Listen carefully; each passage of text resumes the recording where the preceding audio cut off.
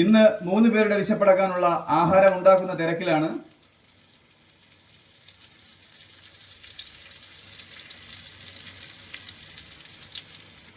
ബുദ്ധിസ്ഥിരതയില്ലാതെ നാടും വീടും തിരിച്ചറിഞ്ഞൂടാതെ മാസങ്ങളോ വർഷങ്ങളോ ആയി അലഞ്ഞു തിരിഞ്ഞ് നടക്കുന്ന പാവപ്പെട്ട വയസ്സായവരോ അമ്മമാരോ അങ്ങനെ ആദ്യം കാണുന്ന 3 പേർക്കാണ് ഞാൻ ഈ പൊതിച്ചോറ് കൊടുക്കുന്നത്.